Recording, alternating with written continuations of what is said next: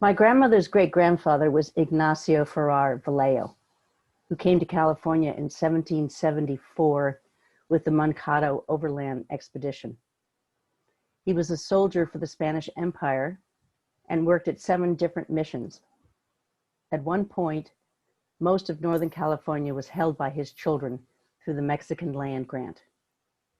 This is an image of the Spanish social caste system. And you could see at the top, the pure Espanol people had the highest social standing.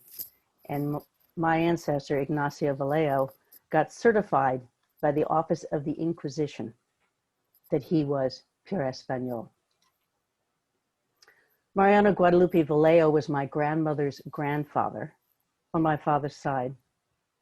And I can understand now that he was a perpetrator of tremendous harm to the indigenous people of California. He and his family stole the land of the California Indians and enslaved them to work on their ranchos. I also read that Mariano Vallejo at the first 1850 California legislative session was instrumental in negotiating this act. And it was the new California law that controlled Indian labor, permitting the indenture of Indian children and mandating that all Indians work. On the word of any white person, any Indian deemed to be loitering or strolling about could be arrested and sold for payment of his fine to the highest bidder. This law allowed for murder of Indian parents so a white man could sell Indian children into bondage for a specified legal length of time. This law opened the gates to local vigilantes, state militia, and eventually even the US Army itself to perpetuate efforts for extermination of the indigenous peoples in California. I had searched with foreboding to find out that yes, my ancestor was deeply involved in this travesty of horrendous consequence. And yes, this was the initiation of a period of genocide of California Native people in the American period until the 1880s. These are descendants of Mariano Vallejo in 1932. My grandmother and my father are there. They had fully assimilated into the white culture of the United States. I learned truths that are embodied in my own cellular makeup. This is an intimate story for me. How do I integrate this family inheritance into my self-identity? It is a difficult realization that I cannot divorce it from myself.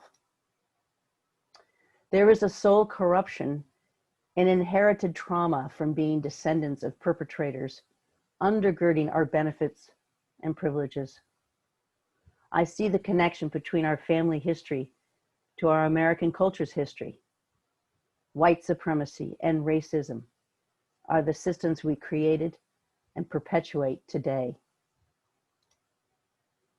You heard from Sister Deanna Rose about the Society of the Sacred Heart. My mother, grandmother, all the sisters and girl cousins in my family were educated here in San Francisco by RCJ since the 1890s. I'm in a committed relationship now with the Society. This is my spiritual heritage. And in my exploration of this history, I have had to face more harsh truths. The Society had a school in Kansas for almost 40 years until 1879 for the Potawatomi who'd been forcibly removed from the Great Lakes area. The school followed the Bureau of Indian Affairs curriculum with reporting and oversight necessary to receive the US government funding. We were very much complicit in the system of cultural genocide of indigenous peoples in the United States through the efforts to civilize and Christianize indigenous so they would assimilate into the white European American idea of worthy citizens. I learned in this book, one of our nuns wrote, other hard truths about the Society and our relationship with the indigenous. When the Potawatomi were once again forced to leave their land in 1861, the RSCJ took possession of 300 plus acres of land from the Indian reservation for their own school, mostly for colonial settlers' children. Another legal authorization of stolen land of indigenous peoples. I believe there's an overarching moral code, no matter what time or person. I renounce the actions of my family lineage and my spiritual heritage. I do not consent to their actions in my name. Sarah is not a saint. I personally apologize for the horrors perpetrated in my name through my ancestors, both biological and spiritual. The grief and the sadness I feel are a part of me and who I am now. And it has taken many years for me to be able to feel worthy of asking for forgiveness. I now understand a fuller context of what was done and how entangled with it I am. I have changed. Who I am is altered, and I hope more fully integrated into being whole. I look to my own atonement to grasp my obligations from this personal history. Truth-telling, working to never do this kind of harm again. Working on restitution, being a faithful person. Humbleness, releasing my need for righteousness and meaning. Being in the wound of the broken, open heart, like the Sacred Heart. How to be redeemed as a perpetrator. How not do harm again when I am so deeply enmeshed in a harmful society with complicity and in collusion. When and where do I take a stand against today's corruption? Val tells me that the perpetrators must be healthy to be in relationship with those harmed. This is the Mexican land grant that my great-great-grandfather, Ignacio Vallejo, received in 1824. It is within the Amah Mutsun Ohlone territory near Watsonville. Val says we must heal together, that it is reciprocal. This is not just my solitary act of penance and atonement, I realize now, because of Val telling me this. He has invited me into relationship together to heal. He has received me, and I am with him and the Amah Mutsun tribe in this endeavor for a right relationship.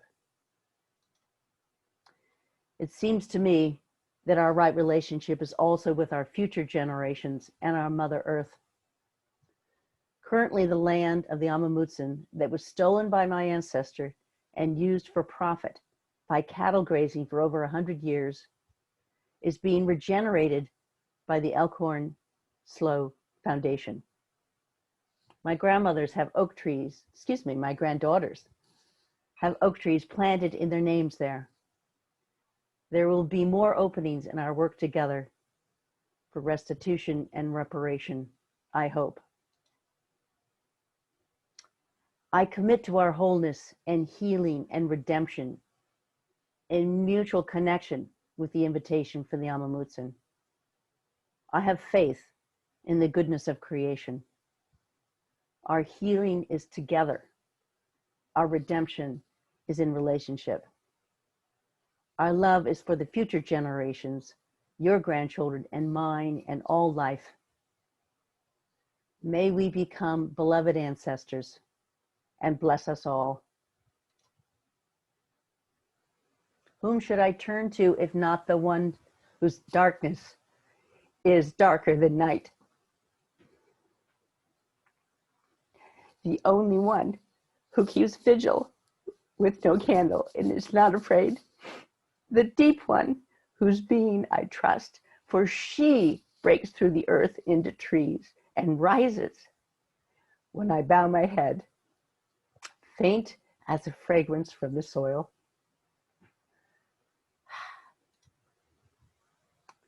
Thank you so much.